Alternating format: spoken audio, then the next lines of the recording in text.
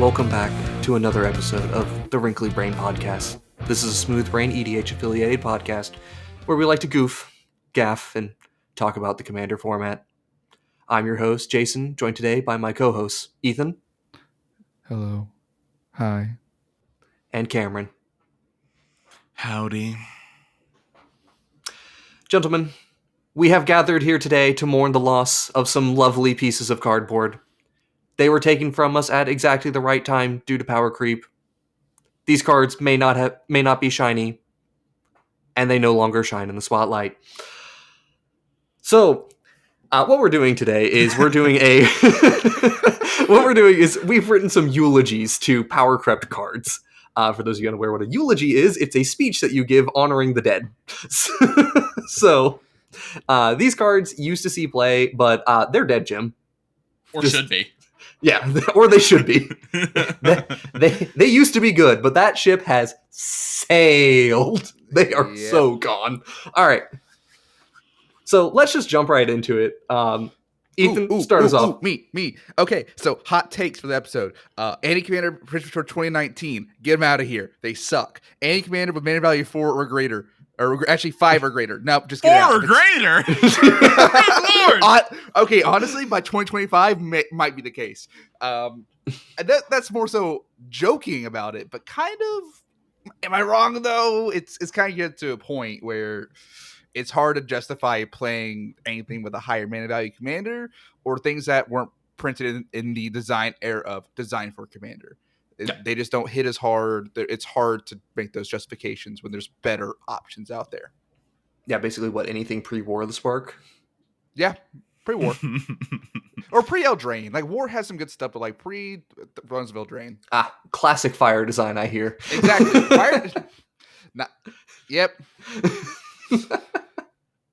No, I feel that. It's a bit rough. Ethan, this is counterintuitive to your whole mindset of playing Stinging Study. That's why we play these commanders with mana value more than 4. Stinging Study. Okay, maybe we should put this the mana value greater than 4 into the niche playable section. I'm sorry for this injustice I have committed here, everybody. I have to point out your flaws, Ethan. I'm sorry. Stinging Study still OP. Moving on. I will not elaborate. All right. Thank you for bringing up Stinging Study and making me edit that onto the the video again. All right. So let's move on to our first card here. Our first soul taken from us, and really honestly didn't die soon enough, is Mirror Gallery. This simple 5 mana artifact says the legend rule doesn't apply. That is a symmetrical effect, in case you were wondering. Get Powercrept by a 3 mana version with 2 other forms of upside and isn't symmetrical, nerd. I added on get Powercrept by a creature with upside, dork. And to add on to that, make that a commander with partner. Yeah, for anyone wondering, Mirror Box and Sakashima of 1,000 Faces have just Powercrept Mirror Gallery. Like, there's no reason to play this card anymore. There's just no reason to do it. I mean, nope. I've never played against a dedicated like legend rule, like trying to get rid of the legend rule deck. Like the only incidental value I see is in Ethan's Kark Sakashima deck. Yeah, and like building on this as well, I didn't even think about it mentioning it until just now, but the number of clones that we keep getting that say the legend rule doesn't apply or it makes a non-legendary copy, yeah, WotC Design has just made it so that we don't even need to play Mirror Box half of the time. No. We just do it anyway. I don't think I've ever seen that card cast in Commander. I'm not going to lie. And it's like not even a bad card. If you're going to do that, just play Sakashima. Because have that access to that in the command zone if you're really wanting to build your deck around that effect. Yeah, exactly. Like, Togo Sakashima. That deck would not exist without Sakashima. Like, it is... It's so good. So good. Yeah. Mirror Gallery is just dead in the water. This card used to see a lot of play, but this was also because power.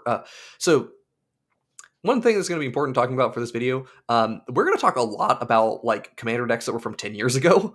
There's going to be a lot of mentioning of things. Clone decks used to be a lot more popular before commander became a little bit more, honestly, diversified.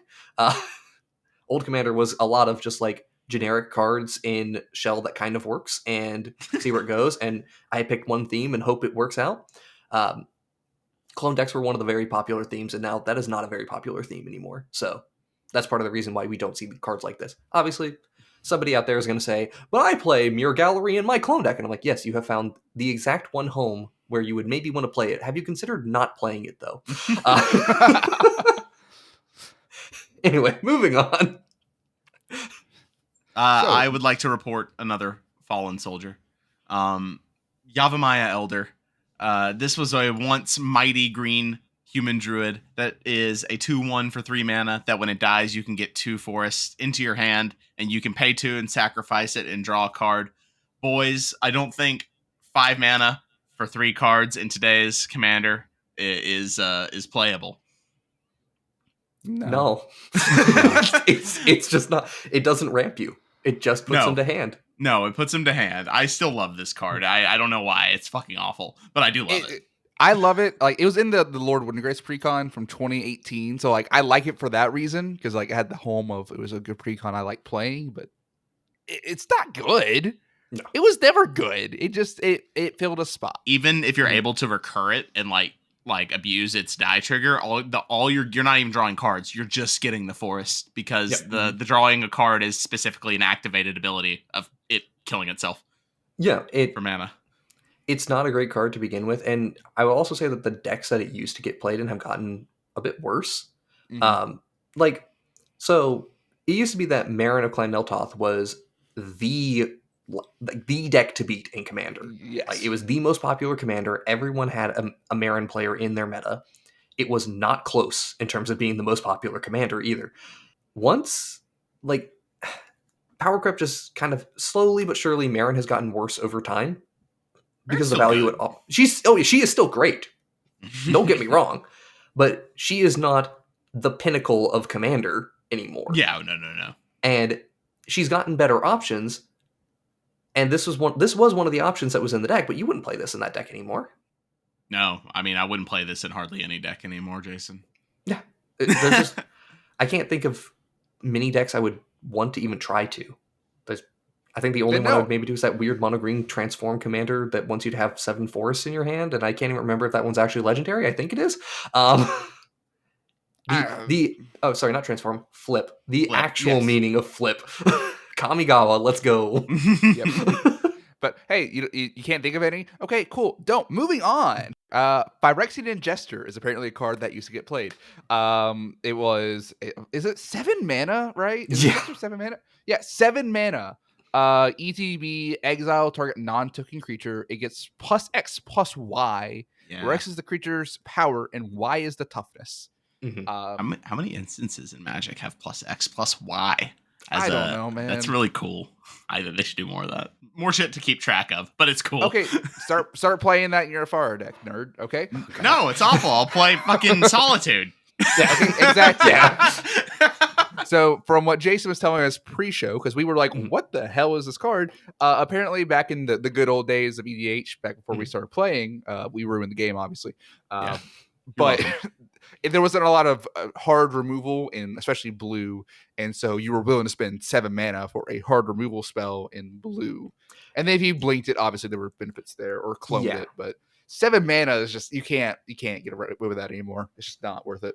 Yeah, so for additional context on this, and this may be a little bit more of a my meta thing, so please correct me if I'm wrong, my fellow Commander boomers, but this was the thing, was back in the day when Deadeye Navigator was the card running the format, and people were clamoring for a ban for that card, Phyrexian Ingester was a blue removal spell that cost 7 mana that you could flicker, and that was all people cared about. Because it was also one of the only ways to get around Indestructible, which was a huge thing that people were trying to get around. There were not very many exile-based removal spells, especially in blue. So I guess it was like this, and I don't think we mentioned this card, but Duplicant. So that was all you were like using to exile stuff? You played Ingester and Duplicant, and for the blue decks in particular, Duplicant was sometimes preferable because it was an artifact, but Ingester was also preferable in some other ways, just because of its higher base power and toughness. Yeah, I could get because if you got rid of a commander, like old Commander rules where it never even went to exile. Like, it just went straight to the command zone. You didn't get much benefit, which, to be fair, you don't get much benefit out of it anymore. But, like, you know, that was one of the other things people were thinking about.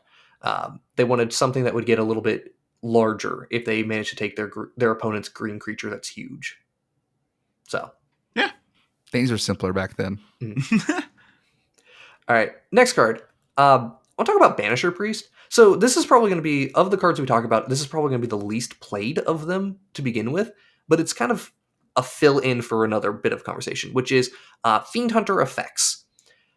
So Fiend Hunter was a very, very niche card, and it was, or at least it was niche, but still significantly played due to how much people enjoyed it in Constructed. They would play Fiend Hunter in Commander. And it had this wonderful interaction of entering, if you have Fiend Hunter enter the battlefield and leave at the same, like, before the ETB trigger goes off, you get to exile something permanently. Yes. Banisher Priest does not have that option. So you removed the quirky rules interaction that made Fiend Hunter so attractive to so many people, but you gave it nothing for that. So it was just, you kind of killed the card on arrival, but it was still played because it was a second Fiend Hunter for your Flicker decks. And now that card is just, like, firmly out of the format, especially when you have cards like Skyclave Apparition. Yeah, I was going to say, even in Flicker decks, you're not playing... I mean, you can play Fiend Hunter and get cute, like I did in the Delny deck video that we recorded that isn't probably going to get edited. I did do the trick, and it's really cute and cool to do it. Yeah. But now, as Jason alluded to, you have Skyclave, and I'm going to mention one more. You have Solitude. And those are just way cleaner answers as far as, like, exiling a thing and being able to abuse it with links. Yeah, absolutely. The only real benefit we have for Banisher Priest and even Fiend Hunter is that they're humans. So they still occasionally get some benefits because of that. But realistically, there's a lot of options. And you can't play Brutal Cathar in every deck, but the decks that can play it tend to prefer to play Brutal Cathar. So, yep. Anyway, Ethan. So, what's the land we all hate? That's not Myriad Landscape. We'll get to that one. Basic Island. Yeah, fuck Basic Islands. Close. This is Rupture Spire. Rupture Spire is a terrible land that ETB's tapped. When it enters the battlefield, sacrifice it unless you pay one generic mana, and it taps for one of any color. Apparently, I've also been informed as of 10 minutes ago, there are some niche reasons to play this card, such as in Sin Triplets, because you have to pay exact mana cost when playing Sin Triplets, and this taps for any color. So you can use this to pay your opponent's spells cost. Past that, and that's a stretch. I have a counter to that, Ethan. Oh, okay. Okay, number one. Who's playing Sin Triplets in the online meta? Like, in online webcam games and stuff right now? You're fucking evil if you do that. I'm sorry. I was going to say, yes.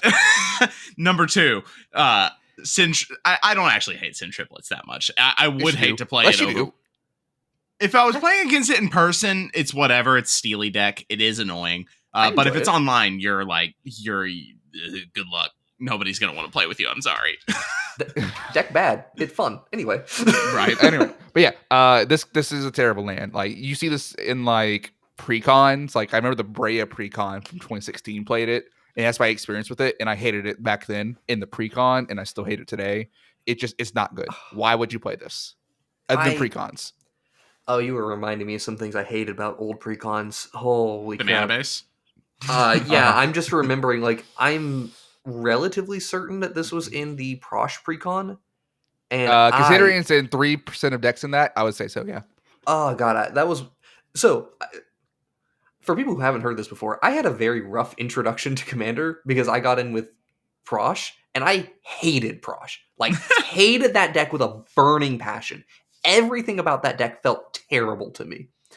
Like, new player, did not like sacrificing my creatures for value, did not enjoy the color combo I was working with, and I had all of these terrible lands that I just, like, I felt like I couldn't play my spells half the games.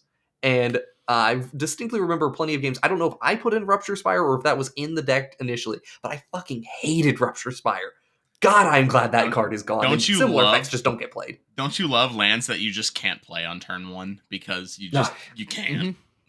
Okay, Oh, yeah. so to be fair, bounce lands are good, and I would still play those. I would not play this. This is terrible. Growth Chamber, Simic Growth Chamber is like the only one I sometimes play for very specific reasons. All That's right. a different debate for a different episode. Next Moving category? Oh yeah, Not category, but next card. This card it's a category. is representative of many cards. Darksteel Ingot. It is a 3 mana mana rock that has indestructible, that taps for a mana of any color. We bring this up because we just want, this is going to more divert into a whole conversation on can we mourn the loss of 3 mana rocks and higher? Sure. They have to be very, very good for me to consider them. A la Throne of Eldraine, that's like actively doing other things other than making mana. But long gone are the days you can keep a hand with 3 lands and a commander sphere and be happy. I yearn for those days. This This one hurts me. It was a very simpler time. Like, dude, getting to play Darksteel Ingot, Commander Sphere, just these 3 mana rocks. It's like, cool. I get a little ahead on mana and just kind of sit there and enjoy the 3 turns of tranquility, existing tranquility before the turn 1. Oh, we're going to start dumping out a bunch of stuff. Like, it was a simpler time. Jason, what revelation did you have? Well, first of all, Throne of Eldraine costs 5 mana, so not the best comparison here. But 3 mana rocks. I mean, I've never particularly loved playing 3 mana rocks. I played Chromatic Lantern for a really long time, and yes, I understand people who, if you like playing Chromatic Lantern, I'm not going to hate you out of the field. Fine. Like, it's okay, it's fine. But at this point, 3 mana rocks really need to have a good effect stapled to them. The only ones I ever really play are like Cursed Mirror, for example, which you never play. When it comes down, it's not a mana rock. There's the new one of my favorites. Well, go ahead. I was going to say Midnight Clock is whew. Midnight Clock, I think, is like one of the best 3 mana rocks you could play. The Signpost. Yeah, the Signpost. That's one I was going to bring up. The Border Post. Who doesn't love playing a good Border Post? The Border Post. God, Border Post. I do not recall which Signpost you guys are referring to. It must be in some precon that I apparently slept. It's in Wilds of Eldraine. Yeah, it was the Wilds. You can you can choose the attackers on if you can flash it in and choose. Our meta hasn't played it yet. Yeah, we haven't played it. Midnight Clock's very good though. Yeah, but also kind of on here, I didn't think about it I did think about it earlier, but I forgot about it until now. Coalition Relic used to see a lot of play. Because you could, if you didn't use it, you could store the mana for a turn. Mm-hmm. Yeah. Yeah, Coalition Relic used to be that was big a hot deal. mana rock. I remember buying one and being really happy with it. Mm-hmm. Yeah, I haven't seen one in years. Yeah, no. It's not often that I can. Okay, there are plenty of cards I could say I haven't seen in quite some time, but I legitimately have not seen a Coalition Relic in probably 5 years. Chandler played it a lot in his Atraxa Super Friends deck back in the day. To proliferate it, I suppose. If you, I mean, he wasn't proliferating it, but he was just like, okay, I cast a 4-drop this turn, or I cast a 3-drop, and when I'm on turn 4, I'll just play a 6-drop next turn. That's a big mana jump. This shift in mana rocks also kind of coincides with Ethan's the top is playing 4 mana commanders, because if you're playing that, then you just need 1 2-mana rock to get your commander out on turn 3. Yeah. So if you're playing a commander-centric deck where your commander is this is the game plan, if it's not going down by turn 3, you're really at a disadvantage because everyone else is playing really good commanders that are coming down on turn 3 latest. Because they play a mana rock on turn 2 or turn 1, and they're getting ahead. And if you're not keeping up with them, you're at a really big disadvantage. Yeah, and just to emphasize a little bit of how important it is that we're seeing lower and lower mana cost commanders, I would like to point out that the new Naya precon from Murders at Karlov Manor has a 2-mana Naya commander. Yes. What? Yeah. The face commander is 2 mana, and it is Naya. They specifically gave it a hybrid mana cost so that it could cost less. Oh, even? Yeah. Yeah, keep in mind, just casually speaking, mana values of commanders are getting lower and lower. The need for 3 mana rocks is reducing. I'm even feeling less need for 2 mana rocks a lot of the time. What mana rocks are we playing? I was going to say, what else can we can't really go much lower.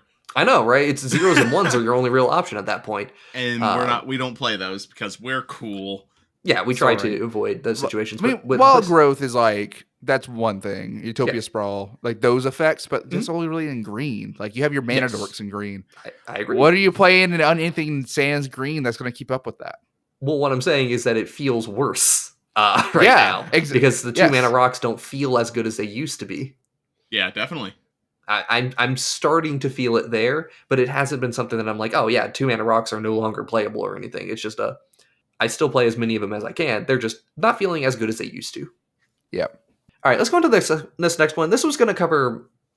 there's a wide range of spells that this can talk about, but there was a big commander rules change where it used to be that if you hit a commander with put it into the library somewhere, it actually had to go into the library. And with the tuck rule being changed so that you can now put your commander into the command zone, Spellcrumple and Hinder. These were 2 very, very popular counter spells, and they are gone. Like, dead gone. Nobody plays these cards anymore. Also removal spells, like, I think Condemn puts onto the bottom of the library. Yes. The white removal spell. So, let me just tell you, there was no question that Chaos Warp was one of the best removal spells. Oh, good God. Oh, yeah. Chaos Warp was the best removal spell you could play in Commander. What was Chaos Warp first printed in? The first Commander set? I think so, yeah. Huh, okay, I didn't know. Yeah. I'm actually curious, though. It's still a decent card. It's still a perfectly solid 3 mana removal spell. So, like, it's just Spellcrumple, Hinder. They're gone. And you mentioned, like, Condemn, unexpectedly absent. And it's probably, honestly, for the better that the tuck rule was changed in that way. Yeah. Creates less feels bads. All right. Yeah, it's just been a commander card. Sheesh, I never realized, like, Chaos Warp was just a commander card through and through like that. Huh. It's a fun one, though. All right. It's a good one, yeah. Ethan. Oh, okay. I got to look at Chaos Warp printings now. The 27,000 of them they have. Sorry, I literally was like, how many are they printed? Okay, Fog Bank. All right, this is a 2 mana 0/2 with flying, I believe. Yeah, Defender and flying. Prevent all combat damage that we dealt to and dealt by Fog Bank. As someone that tried to make this work in a kitchen table setting back in the day, Cameron definitely remembers. In our college room, in our college dorm, sitting at the kitchen table, literally. Yes, very awkward kitchen table, but we made it happen. It was more of a bar. This card is terrible. Why? Who plays this? Like, okay, so one, I'm looking at EDH right now. Guafa Hazid, which was one I played it in Waffle House. I played Waffle House back in the day. Don't give me that. Which card is so bad. Yes, and I played it wrong. I cheated without even knowing for like 6 months. Yeah, I never thought of. No, I just forgot it said the controller draws a card. I just like, oh, I can't attack now. I played against you with this, and you just didn't tell me to draw. Judge. Cameron, Bans immediately. I not every time, like genuinely, I like half the time I just like forgot because like I don't know, man. Mr. Electric, please have his DCI suspended. And have him expelled. What's DCI? Is that DCI on the list too? My Planeswalker points. I actually found my phone note, my DCI number on it just the other day. It hurt me deep. My card is gone. Did you get a physical card? I never did. One point, but well, that sucks. Yeah, you're telling me. Eat shit lips. No. Okay, back on rails for a second. Back on topic for a second. So, like, I'm looking through here, and like, you see, like, Jeskai, like, Premicon, like, if you're trying to like do some things with that, but like, really, the deck that I thought of when I saw Fog Bank again was like, okay, Finax, right? Because it's all about walls and big butts. But even does Finax even really want this anymore? No, like, it doesn't mill enough. You really don't care about preventing combat damage. It's just. It sees more play than I expect. It's in like 1% of decks that can play it, but like it's only like 20,000 decks, so it's really not a whole lot. Also, very, very quickly, and this is like a complete aside thing. Hey, EDH Rec, I appreciate y'all greatly, but I really don't like that when I click on the link. So I went through and I made this whole document where I have links to every single card that we're talking about today. I really don't appreciate that when I click on the hyperlink, the first thing I see is an ad, so I can't read the card. They've been putting more ads in their stuff, which I get. You like get that cash, like I get it. Oh, absolutely. I've noticed like you're going through the list of cards and like there's an ad like spliced in between like on slots 3 and 4 on the page now. That part I don't mind. It's literally when I click the link and it gives me the link hyperlink preview. I don't see the card. I see guff. Oh yeah. Like, come on. Yeah, that's actually fair. Yeah. Anyway, next one. Okay, never mind. I had a funny thought, but I'll. Oh, go ahead. Then. I was looking at the EDH top commanders, and John Irenicus is one that I think is actually kind of cool. Why would you want to give somebody a fog bank with John Irenicus? Because then they could bad. It doesn't matter. Anyway, it's moving on. It's like it's in 3% of John Irenicus decks. A card I want to play, but I can't play on webcam. I'm going to talk about the next one. Clone. Who's playing Clone nowadays? We got Phantasmal Image. I'm only going to name one more for the sake of Jason. And we got Sparkdust. And a plethora. So I will say the only deck that comes to mind that we want to play this, and Jason, again, sorry for your editing, that would be Garuda's Depth. Yes. Depths Sure. of Doom, whatever his name is. Doom of Depths, I think. That's the only deck I can really think of because you're trying to play as many clones as possible to essentially storm through your deck and mill everybody. Like, sure, that's neat. Past that, let's go back. We mentioned things that do the exact same thing earlier. There's spells that do it better. There's like Cameron just mentioned a few. They keep on printing them. Like there's one with the Doctor Who set that I'm not going to mention right now to save Jason like 2 minutes of editing time. You're welcome. That's your homework, kids. I think the one consideration is I remember when I was building an ultra budget deck, like $50, and I wanted a clone effect. This was the one that was the cheapest, and because it's the worst. Yeah, but well, again, so mentioning one of the things about this list, and somebody's going to get like when I said about Mirror Box or Mirror Gallery is, I played in my hyper niche this specific deck. Yes. Yeah, you can play any card in Commander. So all of these cards do see some amount of play, but they are pretty much just dead.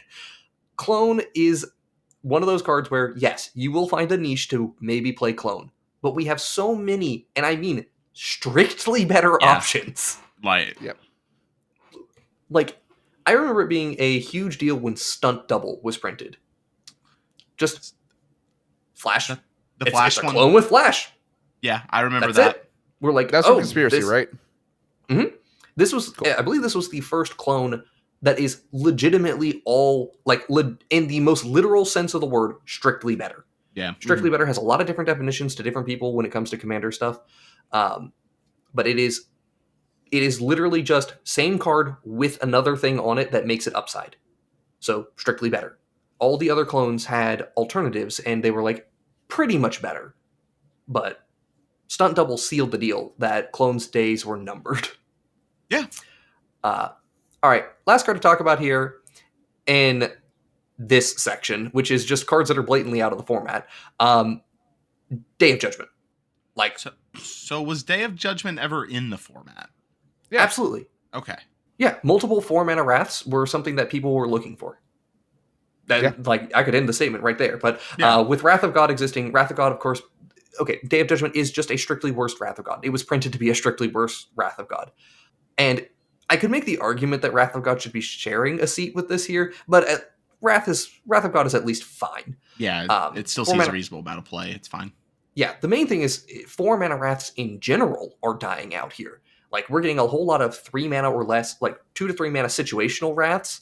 We're getting 5-mana Wraths with upside, and like the upside is so good that you won't even look at a 4-mana Wrath. And then we have 6-mana Wraths that are customizable and make it so it's almost completely one-sided. Yeah. Get farewelled, nerd. Like, I hate that card. Farewell and Vanquish the Horde really are speaking on where are we at with Wraths right now. Vanquish is stupid. Insane. And then we've always had Blasphemous Act at 1 mana. Most of the time.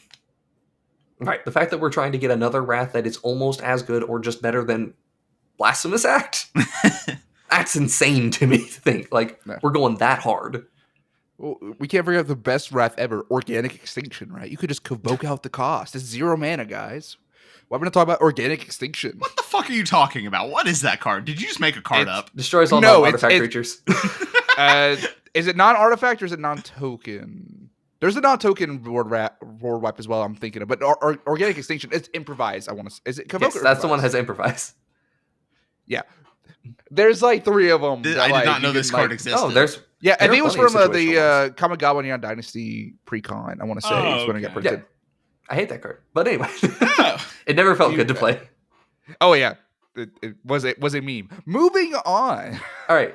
So we're going to talk about this next section here, which is cards that are niche playable. Like we will acknowledge they're not dead yet, but not yet dead. But you can start counting your inheritance. Okay, like I'm starting to feel better. Is that a expedited inheritance? Funny new card name.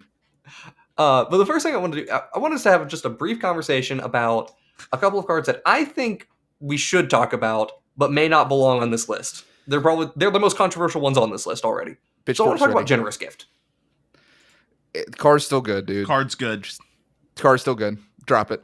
I think Stroke of Midnight is just a very clear sign where we're heading. I know. Okay, so but we have different opinions. Okay, so Jason, I'm going to speak for you here. Okay, not to sure. Go ahead. But Jason's main argument between Stroke of Midnight just being strictly better than Generous Gift. The main reason was one, the token is a 1/1 creature 3/3, and the second reason is Generous Gift hits lands, Stroke of Midnight hits non-lands. Okay, Jason doesn't think that hitting the land is good enough to make it that much better. That Stroke of Midnight, just because it doesn't hit lands, really doesn't change the use case at all from when you use Generous Gift.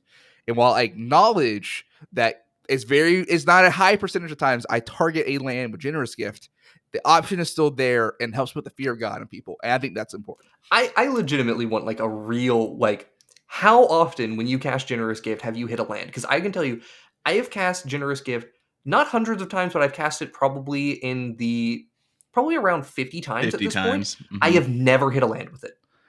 But the option is available to you, Jason. Yeah, but who cares? Why would I give myself a worse card? The 3/3 has fucked me up more than hitting a land would. See, and I don't think, like, the 3/3 versus a 1/1 is that much different, really. I personally would rather be able to have the land and give them a 3/3 than not have the option to hit a land and give them a 1/1. Excuse me, how many stupid enchantments does green get to play where a 3/3 entering the battlefield under their control draws them a card? Fair. That sounds like you should have just Generous Gift the Elemental Bond, Jason. No, I was fucking dead if I didn't hit the other shit. Fuck off with that. Jason, I think that is like, out of all of that has been the most like definite reason. I'm like, okay, maybe I have a point here was that point of like all the other crap. Like, okay, maybe there's a debate, but like saying, oh yeah, green just has so many things to say. 3 power, 3 greater draw card. Like, I'm not going to list them off here to save Jason editing time. I named one. Yelled at before on that. The other you thing named one. I got 2 or 3 in my head, but I'm not going to name. Also, I cannot emphasize this enough. Okay, generally speaking, when you are playing white decks, you are playing small creatures. A 3/3 out of a green deck, when you compare it for Beast Within, is not that big of a deal because you can outclass that. A 3/3 for a white deck to deal with means you are probably trading a creature. Or just losing multiple tokens over the course of multiple combats. So, it really does kill your tempo more than you think. I don't know. I do see your reasoning, and I am just clowning when I say it, like what I was saying earlier. But I do like the ability to hit a land. I've been in positions where, like, there's, I am the person that fucking plays Glacial Chasm and is able to recur it super easy. And so, like, somebody being able to hit that and swing at me for lethal is relevant. And I think that there's maybe a downward trend of people playing cards like Storm the Vault and those Ixalan flip cards. They had Grants of Itlimoc also. Those were really powerful threats. You know, a few years back where Generous Gift would be like, hey, this is a clean answer for it and makes sense.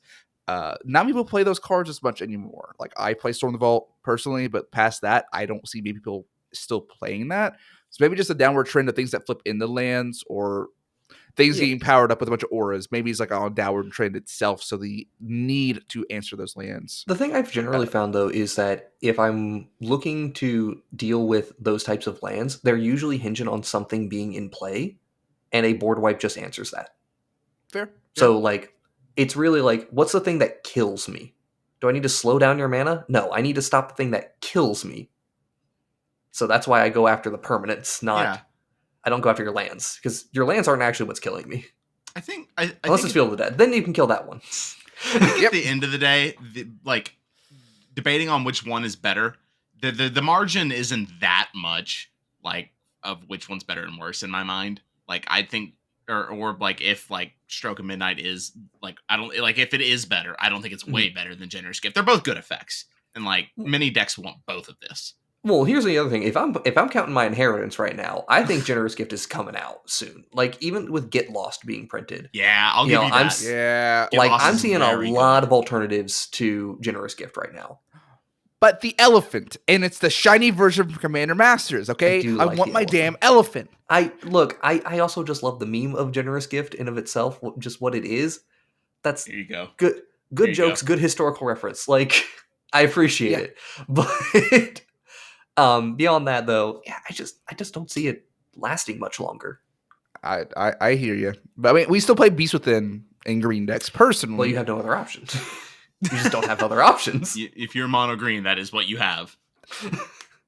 You have player removal with Unga Bunga creatures. That is true. We do So- have some real good Unga Bunga. So moving on to a very similar kind of cards, Jason wanted to make mention of Vindicate versus. Can I just go ahead and read out all the cards you've listed here? Oh yeah, go all four of them. Two of these deserve to be dead. Yeah. So Vindicate, Legions to Ashes, which is a card I found out about today, Anguish Unmaking, and Utter End. They all do very similar things. They are Orzhov removal spells that remove problem thing on the board, right? Vindicate hits any permanent. Legion to Ashes exiles and then token copies of that. Does not hit non-lands. It is non-lands. Anguish Unmaking exiles target non-land permanent, and you lose 3 life. And I believe is that one also instant speed? Yes, it is. No, it's instant speed. Yeah. And then Utter End is, I believe, also just exile target non-land permanent, but there's no life lost, and that's an instant speed. Yeah, it's 4 mana. 4 mana compared to the other ones that were all 3 mana. I will say the sorcery speed on Vindicate definitely hurts it. That's why I think it's out of the format. That's why it's niche playable. We're not playing Deadeye Ale back from 2010 in Legacy. We're not going for the sinkholes anymore. No, we're not playing Sinkhole and Vindicate. Legion of Ashes, there's niche playability there. I think Anguish Unmaking is probably still fine. It's the most playable of these 4, in my opinion. For sure. You're an Orzhov, you're probably gaining life anyway, just from your game plan generally. Utter End, if you need another one, sure. I would play Generous Gift before I'd play Utter End. Like 4 mana for that single target removal is astronomically too much. Yeah, I agree. The exile is relevant though, and also Vindicate is just destroy, whereas the other ones are exile. But that is so much better. A lot of these kinds of decks that want this single target removal, when I think of like decks that want this card, I'm not thinking of like hold up control decks. I'm thinking more like tap out. Like I play personally more tap out, like do things decks. And so holding up 4 mana for a removal spell is so much more of a cost than holding up 3. Yeah, absolutely. I mentioned before, like 2 of these definitely deserve to be dead. I would say Utter End and Vindicate. Like, these cards are dead in the water for me. I would even say Legions to Ashes is not good enough to see play realistically, but it's fine. If you're okay with playing a sorcery speed removal spell that is not a board wipe, the single target exile based one that can hit multiple things. I think exile is better than a lot of people give it credit for. Oh, absolutely. Exiling matters a lot still. Yes. It is not so much that I will pay a 1 mana premium on my removal spell, looking at you, Utter End. But like 4 mana removal feels bad. Like the only 4 mana removal spell I still play is like a random Saga, and it's just because it ramps me as well. So I don't like it does something in addition to removing something. So I was okay with it, and it's only in my budget builds that I ever play it.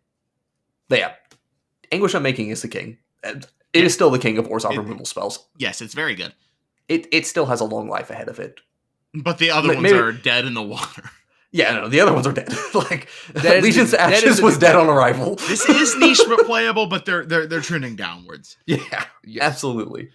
Speaking of other things that trend downwards, Jason, what's a format staple back in the day that you and I fondly remember? That's just okay. We mentioned it before. Deadeye Navigator deserves a spot on this list. Yeah, legitimately. It was not that long ago. Well, it was that long ago, but it was not that long ago that people were saying that this card should have been banned. Like, I remember the discourse around this card when Prophet of Crucifix was banned, and saying that it's ridiculous that Prophet of Crucifix is banned, but Deadeye Navigator is left around. And I was one of the people who believed that. So, like, there's still plenty of people who love Deadeye Navigator, but it is not the king that it used to be. It only has a 3% play rate. Lord. Like, in all blue decks that it could be played in, it's only 3%. When back in the day, it certainly felt like it was definitely above 10%, and I would say probably closer to 20%. It was everywhere. Yeah. Everyone played Deadeye. Yeah. Even if you weren't doing the infinite combo stuff, you still played Deadeye because it was just a good flicker card. Yeah. How the mighty have fallen, decent. It still is a decent flicker card. I don't play it in my flicker deck, though. But it's like 6 mana. Oh, it still has stuff it can do. It still has niches. It's just it's a niche real close to dead. It is super close to just dead. Let's go into another card. This is going to be a group of cards. Cameron, you want to read out this one? Yeah. So, kind of the category is like artifacts that double your mana. So the one we have listed is Caged Sun, but I also included Extraplanar Lens. Especially because a lot of the time you're having to tap out for these, and you have the opponent has the whole turn cycle to be like, nah. And there's 3 people like staring at that and saying, nah, I don't want that. And especially with Extraplanar Lens, a lot of the time you're doubling your opponent's mana because otherwise you have to be playing the snow basics to not. And when the turn you play it, you have to go down on a land. Like, because you imprint from the battlefield. Yeah, at least for Extraplanar Lens. I do see a lot of mono black decks still playing it, and that's like very niche, very clear. This is the area. Mono red has stopped playing it as much. Mono red's gotten a little bit more aggressive as opposed to big mana. But I would also add, in the kind of flip side of this, just like the 6 mana doublers, because mana reflection is just like gone. We have mana triplers now, right? Yeah.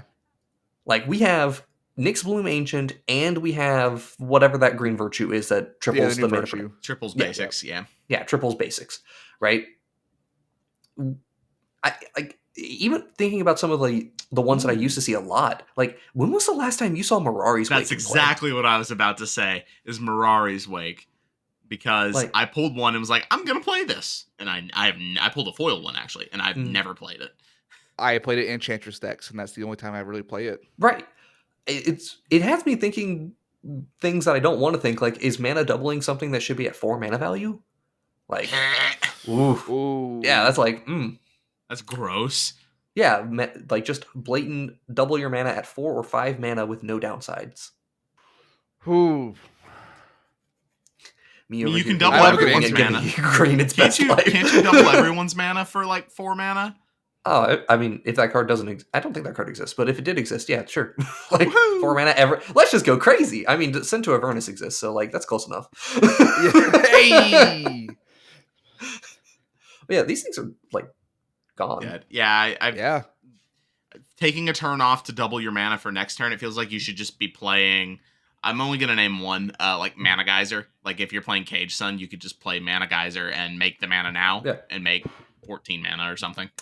Yeah, it's a weird dynamic. There's been a shift away from this battle cruisery style, so we just don't see it anymore. Yep. Ethan, please. Myriad Landscape. This card needs to burn in the fire of Hades. Okay, let that one descend into Avernus. All right, tapped land. It comes in tapped. It's a colorless land. You have to pay 2 and tap it and sacrifice it to get 2 basics that share a type. And you can't even get wastes because they don't have a basic type. It is just trash. Don't play this card. It needs to die. So okay, I think this card suffers from the fact. It needs to die. It needs to die. I'm agreeing with you. No. I'm just justifying its existence. Okay. It suffers from the precon effect, and people that don't take this game as seriously as we do, and so they just get these precons, and they don't want to upgrade the fucking lands. That's lame. Who wants to buy a fucking land? I want to buy a fucking. I don't know. Gingataxis. Fucking words are hard. You just want your big mommy spell. Cameron. Who cares about lands?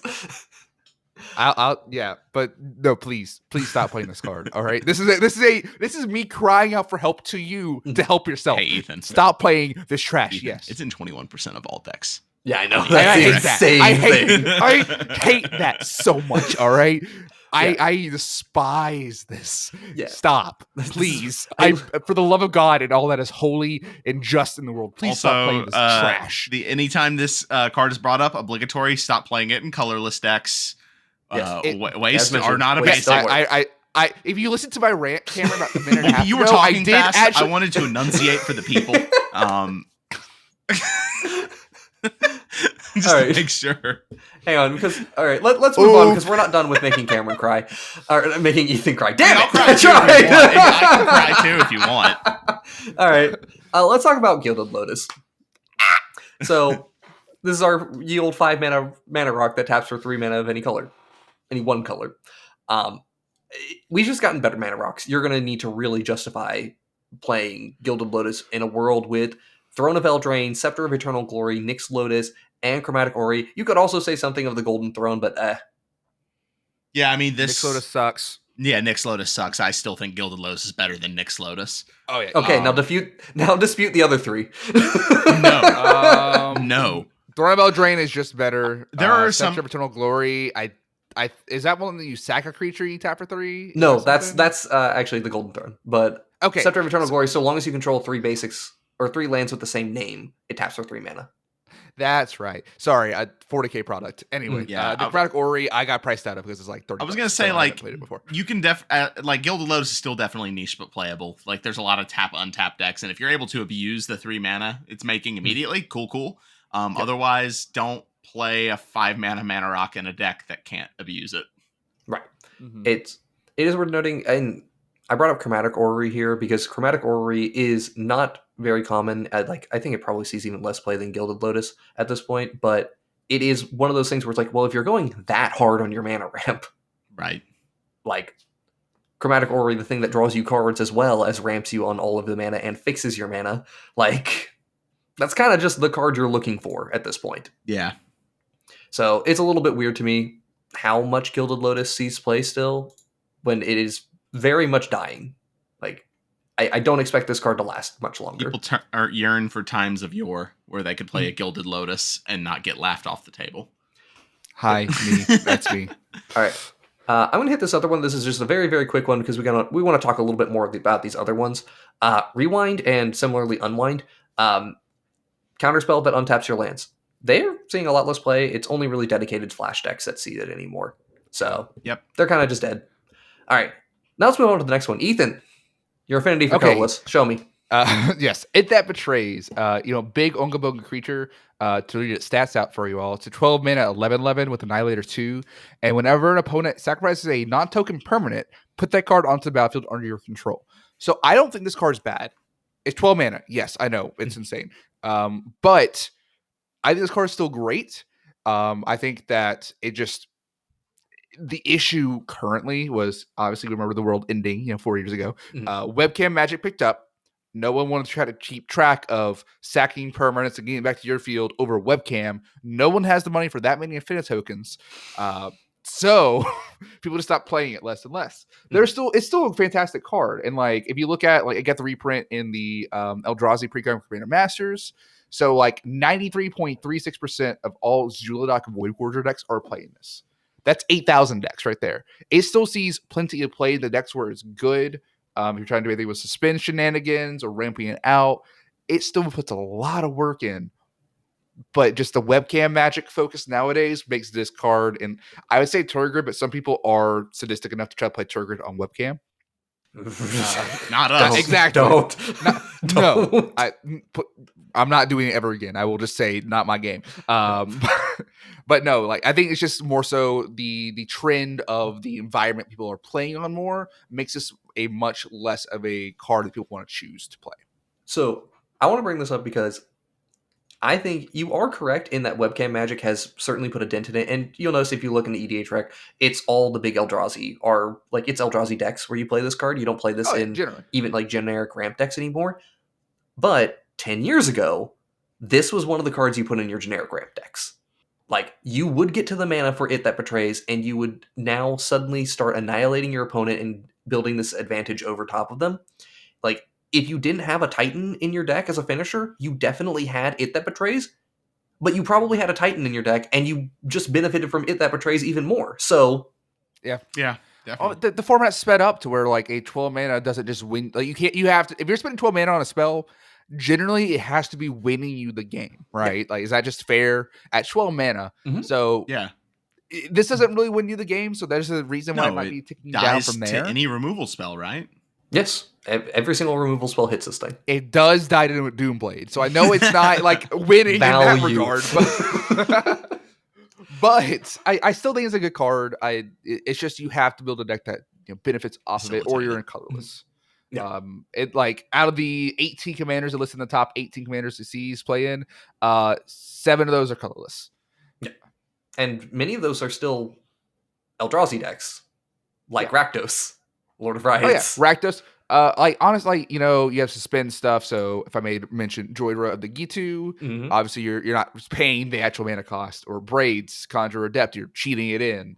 Like all of these are either ways to stock up mana, reduce the cost down, or cheat it into play. You're not actually playing a deck that just ramps this in. Yeah. It's all decks that you're either ramping crazy enough to put it in, there's ways to cheat it to play, or you're in colorless and you're going to play it because it's a good card. Absolutely. Yeah, it's fallen off massively still. Another colorless card that has fallen off massively is All Is Dust.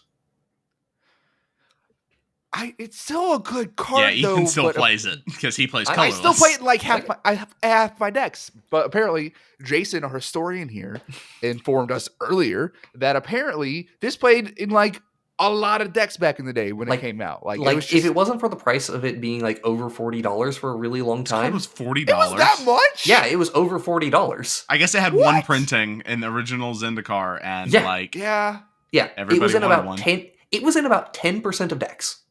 Wow. If you were playing a green deck, this was the only board wipe in your deck, aside from Azuri's Predation. Azuri's Predation. Those were your only board wipes. And if you were playing let's say you're playing like a Darksteel Citadel, or not Citadel, Darksteel, what's the stupid thing that gives all of your things indestructible? Forge. Darksteel Forge. Darksteel Forge. Right, if you were playing a Darksteel Forge style deck, which is a very common card that could have made this list as well, you had All Is Dust in your deck. I almost put it, Ethan. Y'all need to stop targeting me in games of Magic and on this podcast, all right? I have been gaslit, gatekeeping girl boss out of this podcast. My heart can't handle this anymore, okay? I literally put Darksteel Forge on a deck as of yesterday, so, like, don't do this to me. Yeah. But when it comes to this card, it's now only really played in colorless decks, where you can make it a 7-mana Wrath that is absolutely one-sided. It used to be, this was my only way to deal with indestructible things on a board wipe. Yeah, that's fair. Yeah, I've never especially in mono that.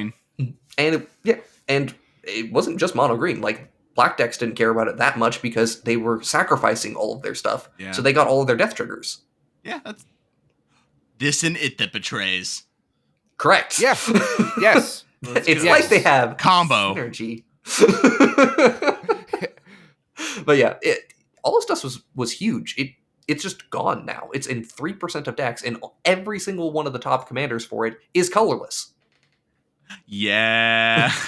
Like, it's only played in colorless decks now.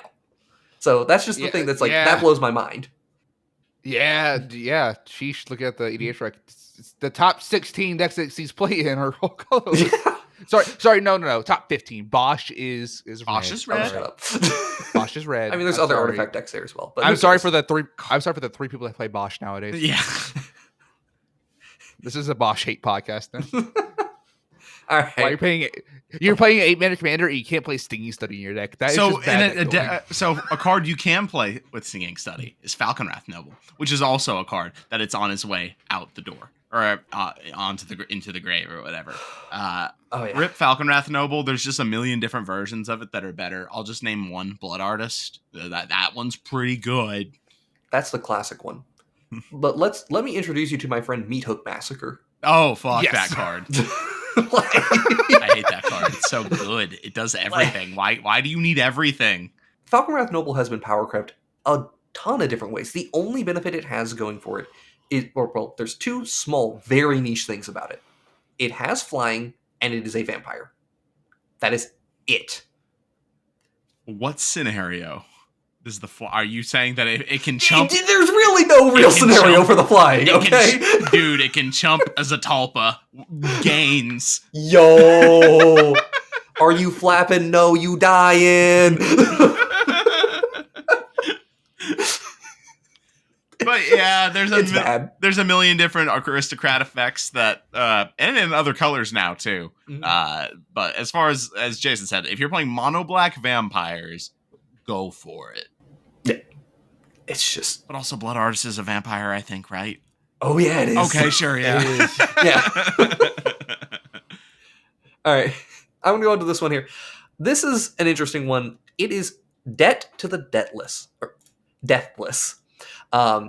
So Debt to the Deathless is a card that was like a flash in the pan for a very specific period of time. Exsanguinate was the best like expel finisher that existed in the format. And so basically from like 2011 up until the printing of Torment of Hailfire in 2017. This is when you saw Debt to the Deathless.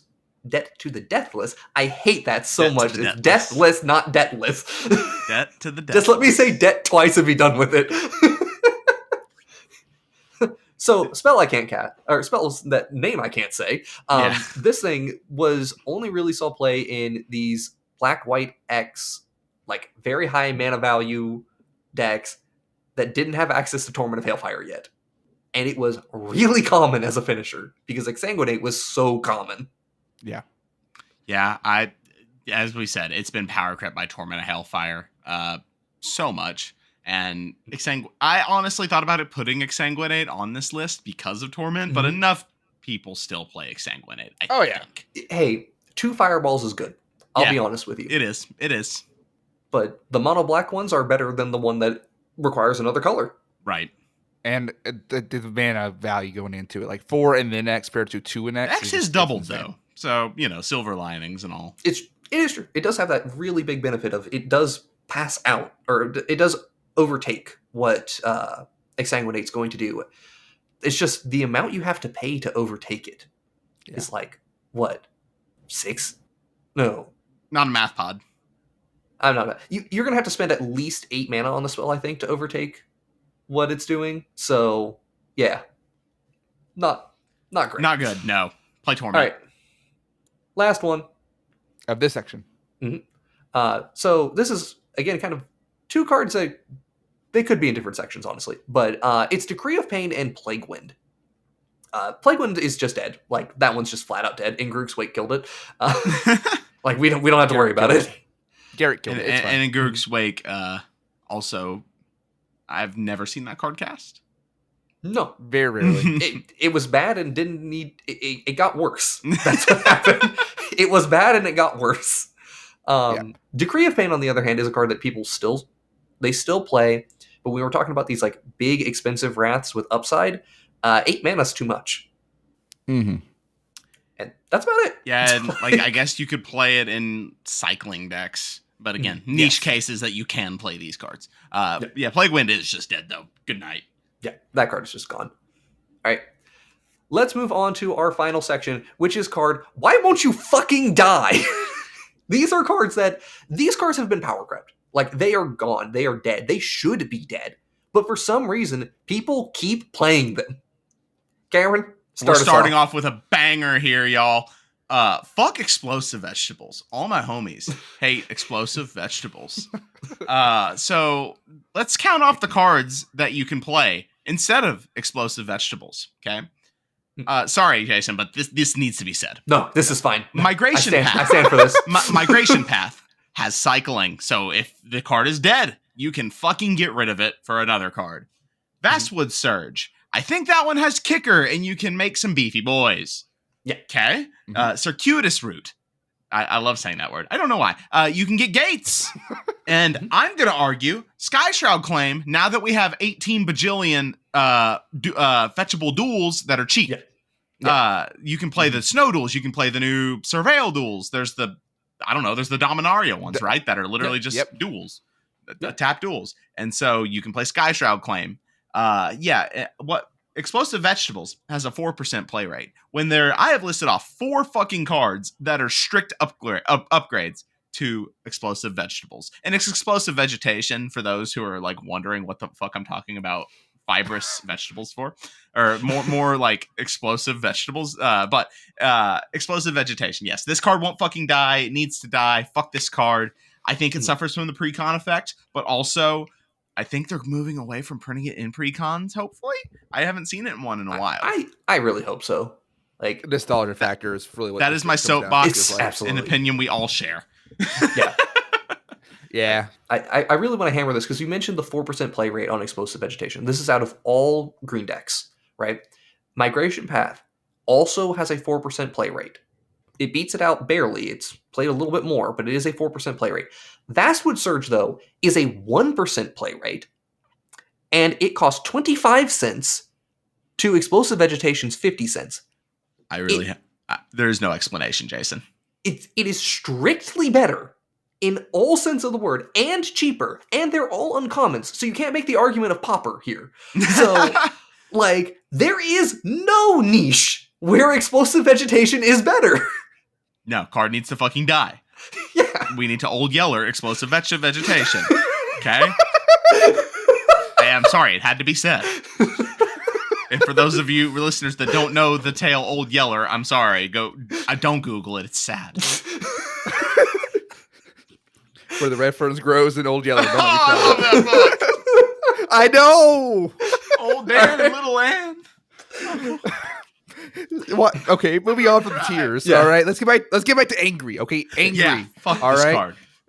Yeah, Tormenting Voice. Yo. Okay, I don't actually hate this card. I think we talked about this card last week. Yeah, we did when we talked about strict upgrades. It's been outclassed at this point. It has a 4% play rate, which is a lot lower than it used to be. Throw Possibility is 11% play rate.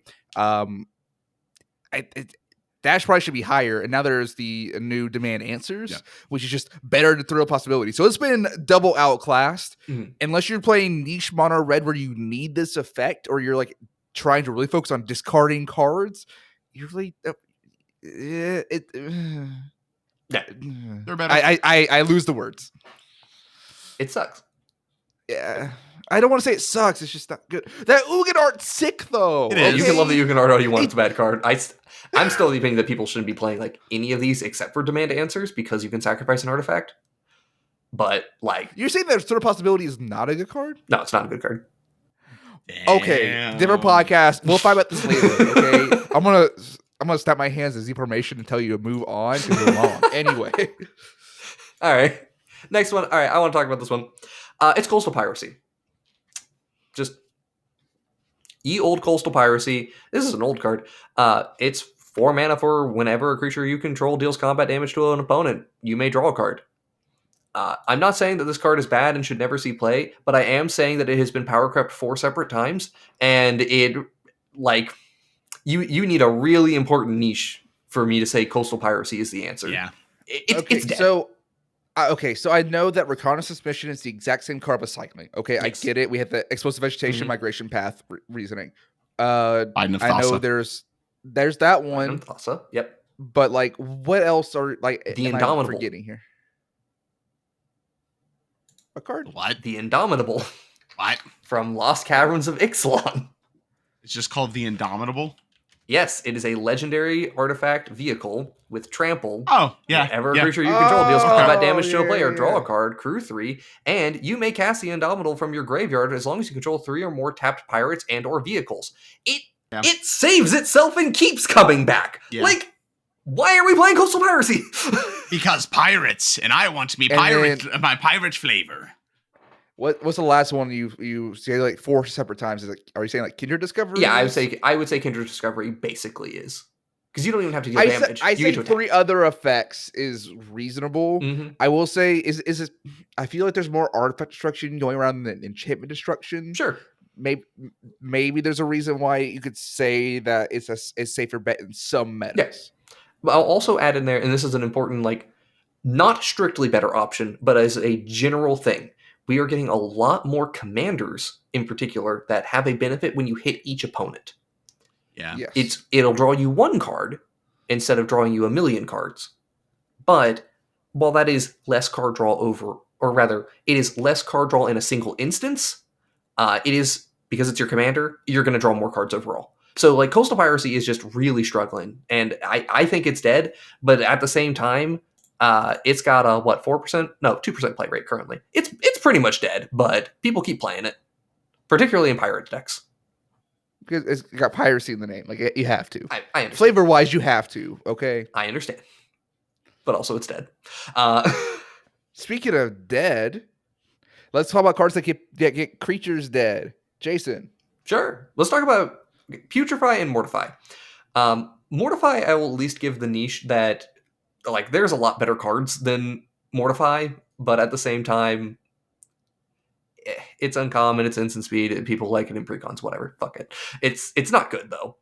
Putrefy, on the other hand, we've gotten a lot of niche removal in just black-green, and it's getting more and more common that we just shouldn't be playing Putrefy.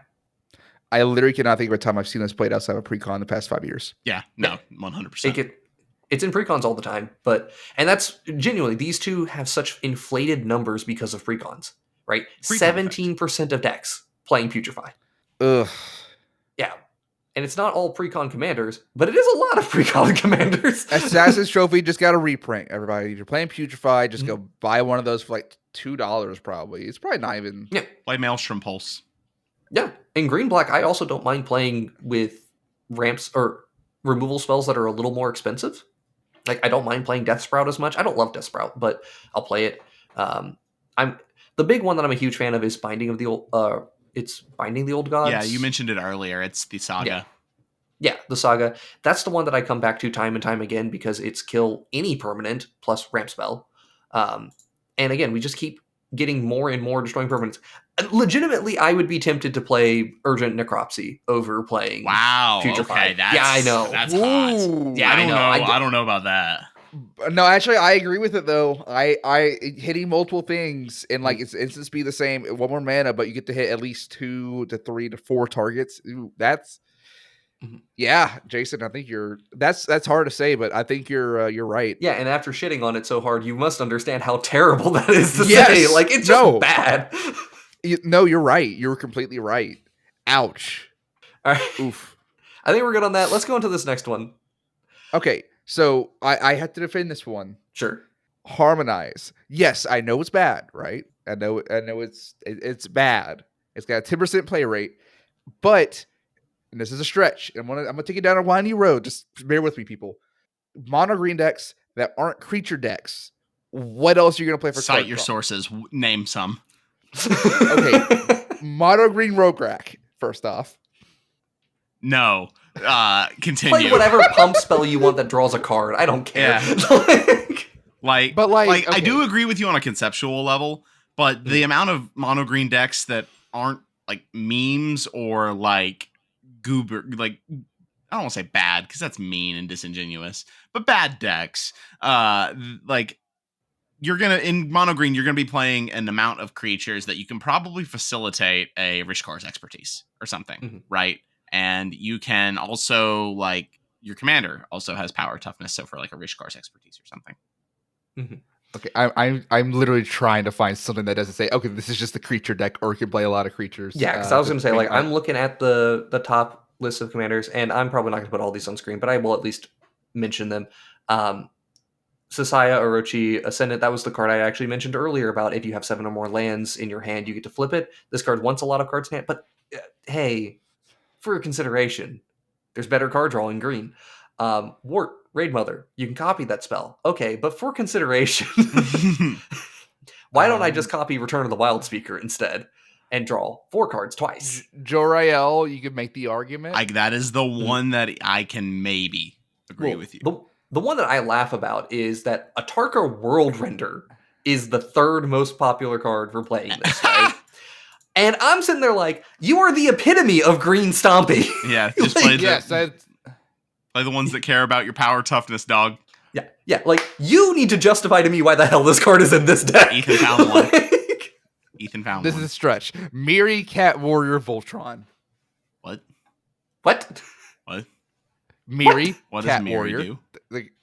It's a 2/3 with first strike, force walk, and vigilance for 3 mana. And so equipment that draws cards. Anyway, Keen Sense, Hunter's Insight. You don't have to edit all these on, Jason. Just the Yeah, I thing know. that draws cards.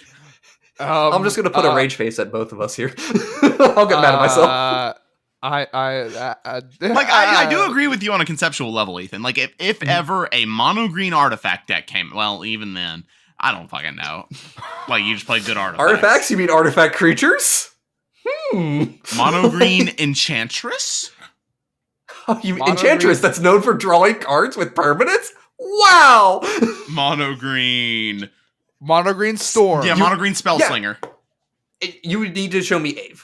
Show me a card like Ave, and I would still tell you you're wrong because all of those oozes enter the battlefield and draw cards off of your stupid elemental bond. This is just Jason's hate parade against green. This is all this was. Hi! Let's continue the hate against green with a different card, though. I'll drop my search. Yeah. Let's talk about Naturalize. Yeah. So, I mean, obviously, this card has been gone for a while. So when was this the premiere? Like, it never was. But here's the thing that throws me off and why I felt we need to talk about this in the why won't you die section. It's still played in 2% of decks, which is not like super high, right? But Wilt is strictly better. Is that the one with it has cycling? Yes. Okay, sure. 1% of decks. Okay. Return to Nature. And that one can hit a card, exile a card from your graveyard. Graveyard. Now, Return to Nature is in 8% of decks. Good. So people they have learned. But the fact that Naturalize is seeing more play than Wilt makes no sense to me. So what I'm noticing here is we mentioned 3 separate cards that have been strictly upgraded from Ikoria because it gave it cycling, and it's still seeing less play than the original. Because we've mentioned Explosive Vegetation and Migration Path, Coastal Piracy and Reconnaissance Mission, and Naturalize a Wilt. All 3 of those people. I know Ikoria was like right when the pandemic happened, but like don't forget that it existed. you got your Triomes. All right. I know everyone remembers it for the Triomes and the Companions that messed everything up, but like there were good cards in there too. That was not during the not during the pandemic. It was like 2 years.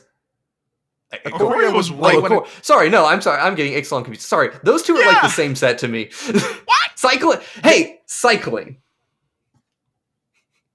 Yes. That pre-con came out and that was a big focus of the set. Like all I think about is how Ixalan Cycling and Explorer, I don't know why those two get in my head together. Anyway, I'm just wrong. Yes, you are. All right. You are not going to gaslight me out of this one, Jason. I am right, damn it. You're right. Anyway, let's go to a bad card. Let's talk about Doomblade. I mentioned this one earlier. Doomblade. Hey, Dice of Doomblade. Laugh. Hey, comedy. Hey, you know what else should be dead? Dice of Doomblade memes. Fuck! But my Stormcrow memes will never die. Let's also just bring up Terror here because Doomblade is probably the more iconic. I mean, it's the one that's mean. So, but honestly, you could Terror. do like a literal like chain from Terror, going from like Terror to Doomblade to Go for the Throat to like yada yada yada yada yada. Yeah, there's a lot of just better options. That chain would end at Infernal Grasp now.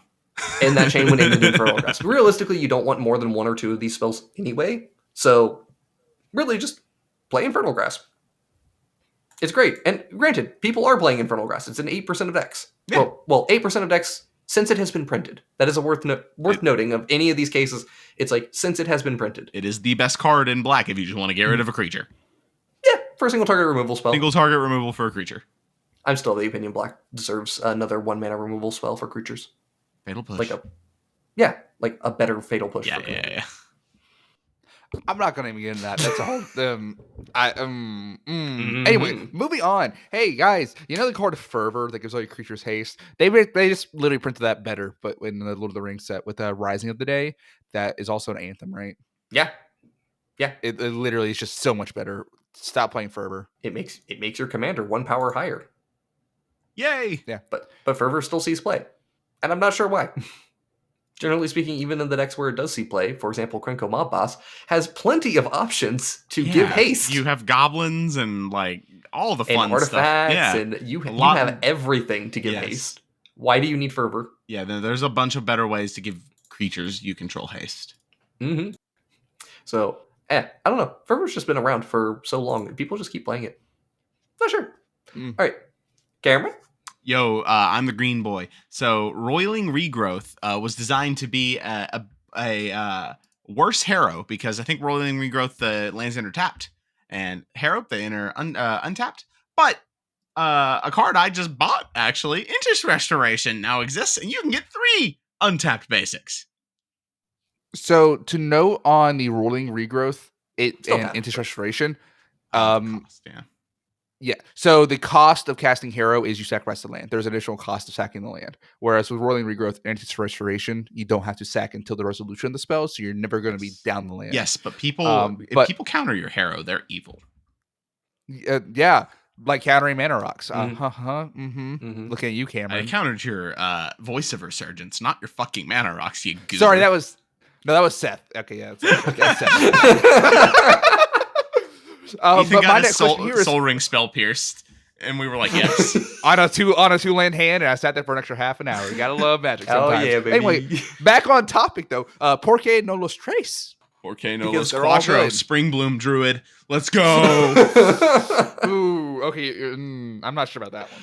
Honestly, my opinion on it is like there's already not enough need for like more than one of this type of effect in your deck. Yeah, you only need unless one. You're like you need a very, very narrow, specific style of green deck that wants your lands in your graveyard to keep replaying them and stuff like that. And even then, like, yes, just cultivate. Like, yeah, no, I would only play one, and it would be Interest Restoration. Yeah, I raise you Maelstrom Wander with all of these, so you're never not going to cast them. I guess, unless you just don't want to sacrifice one of your lands. I don't care. As long as it's 8 mana, I don't care. I don't know. There's just so many ways to get these big jumps in mana that you don't really need. Especially because my thing that kills me on these is because you're sacrificing a land, you're only accelerating 1 mana. And it is a huge deal that Harrow lands come into play untapped. Yes. Yes. So, I just don't see a reason to play any of these anymore. And even then, Harrow is the only one that I will sometimes play. But now it's Interest Restoration. Interest Restoration, though. Yeah. All right. Next up, Ethan, it's your favorite cards. I wouldn't say that. Evolving Wilds and Terramorphic Expanse. I feel we also mentioned this last week. If you couldn't tell that the last episode was kind of inspiration for this one, because a lot of cards get. If you couldn't tell, but these cards obviously, there's just a lot of things that've been printed over the past few years. Escape Tunnel from Morza Karloff Manor just happened, and then like they had the Streets of Capenna, the lands that they enter and immediately sacrifice to go get any of the 3 of their colors that's fixing for that families. Is that what they're called in there? Sounds right. Yeah. So there's strict upgrades already made, but nostalgia factors, and also they're in precons a lot. There's a niche use here for a lot of things. Yeah. Also they just have some cool arts, honestly, but it's hard to really justify it nowadays. Mm-hmm. Yeah, I don't know the last time I willingly put Evolving Wilds into a deck. Most of the time in my head, I'm just like, I'll just play another basic. Yeah. It's so Evolving Wilds is in 22% of decks. This is the thing that, this is what throws me off. Our good friend Fable Passage is in 10% of decks. That's just gotta be a price and it's a price and a precon thing, because Evolving Wilds are in literally every non-mono precon. Yeah, it's got to be price, precon, and popper. Yeah.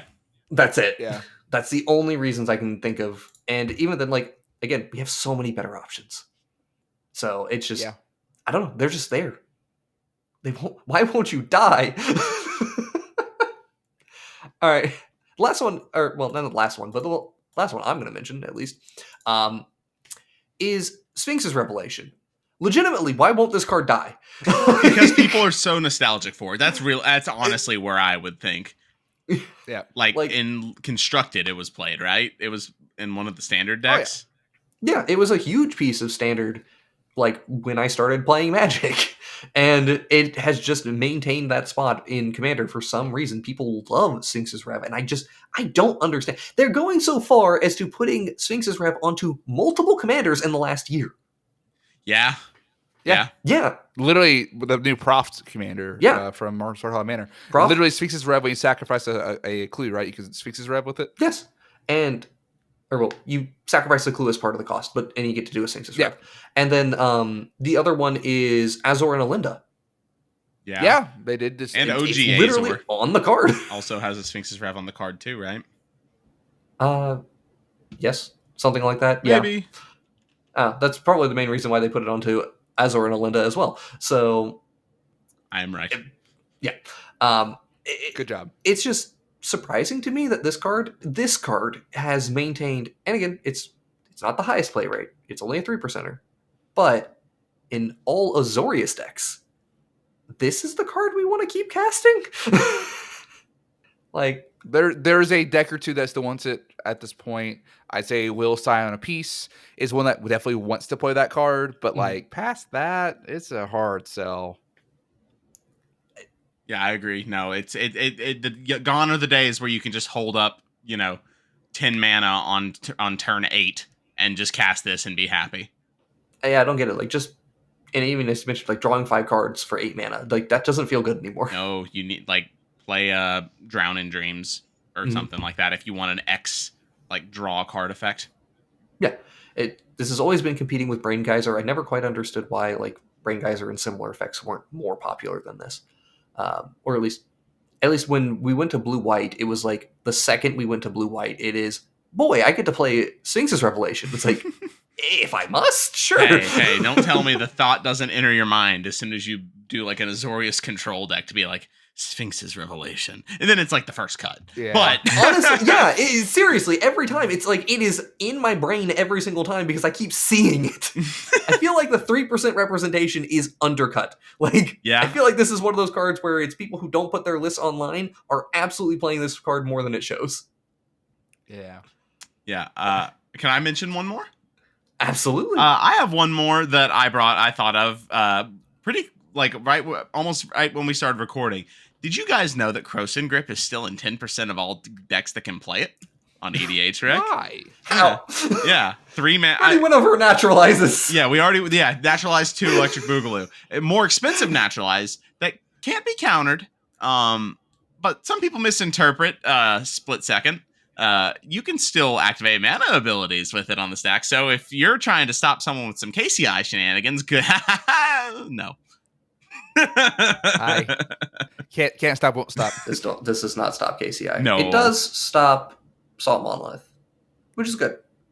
Yes. You can't untap it. But in general, uncounterability, I would much rather have the flexibility of a 1 mana Nature's Claim than pay triple that for the uncounterability. Mm-hmm. So, yeah, it's just, I don't know. Again, Krosan Grip at 10%. 10% is so much. Krosan Grip is one I remember being a staple in green decks. That I was when I got in the format, you're playing green, you play Krosan Grip because that no one's going to counter it and it kills a thing. Krosan Grip was one of the only cards I liked in my Prosh deck. Fair enough. Anyway, all right. Last 2 cards here. Ethan, send us home. Sure. Phyrexian Arena. It's hard to sell at this point. And then Greed, which apparently I've been informed that people played Greed. It's apparently in 3% of all decks that can play it. I don't know why. I've only ever seen this thing cast in Villas decks because in Villas, I get it. It's 4 mana. Ancestral Recall once it's on the battlefield. At least it's insane in that deck. And then the Daxos Precon from 2015 and Phyrexian Arena. It's just Phyrexian Arena is one that legit needs to die because number 1, it's in 14% of decks that can play it. That's which is way too much. Number 2, number 2, play Black Market Connections. Number 3. I'm gonna argue that Night's Whisper is better than Phyrexian Arena. Playing a Night's Whisper and a Sign in Blood in your deck is just as good. Because I said 2 in the hand is worth more than 2 in the bush. I mean, because Phyrexian Arena has to come down on turn 3 for it to get the value that you want. If you're drawing that on turn 6, then you would much rather be drawing a Night's Whisper. Yeah. Yep. The one thing that I'm going to give Phyrexian Arena and why I don't think it is truly dead, and I understand why this one is not fully dead, is because mono black devotion decks. Yeah, I'll give you that. This is 2 black pips as opposed to black market connections 1, and it's easily accessible. Like, yeah, it's cheap. It's been reprinted enough to be cheap. I do remember when this card was like $15. I was gonna say, this card used to be expensive and held on a pedestal because it was like the pinnacle of, if you're in black, this is the same as like Krosan Grip. If you're in black, you were playing Phyrexian Arena.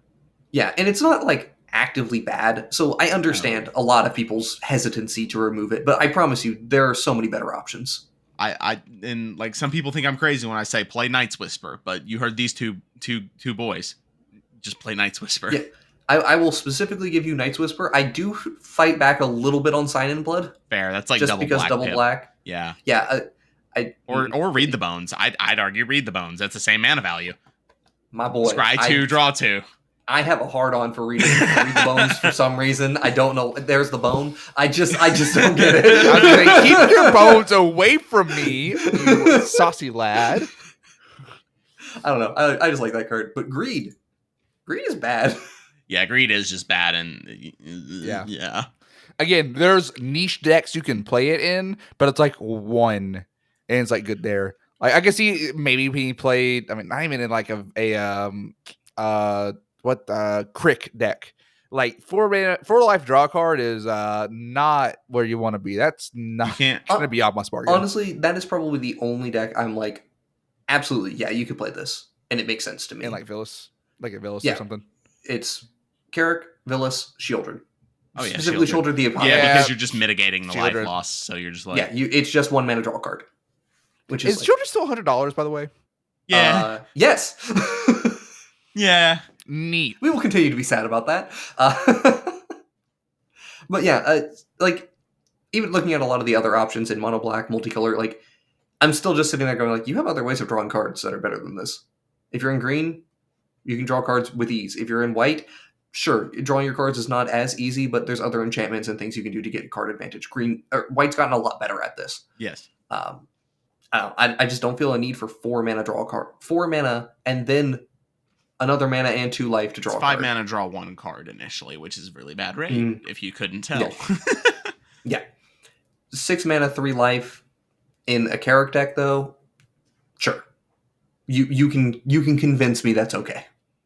Yeah. But with that, I think we're pretty much done. Guys, you have anything else? Any other cards you're like, why won't this die?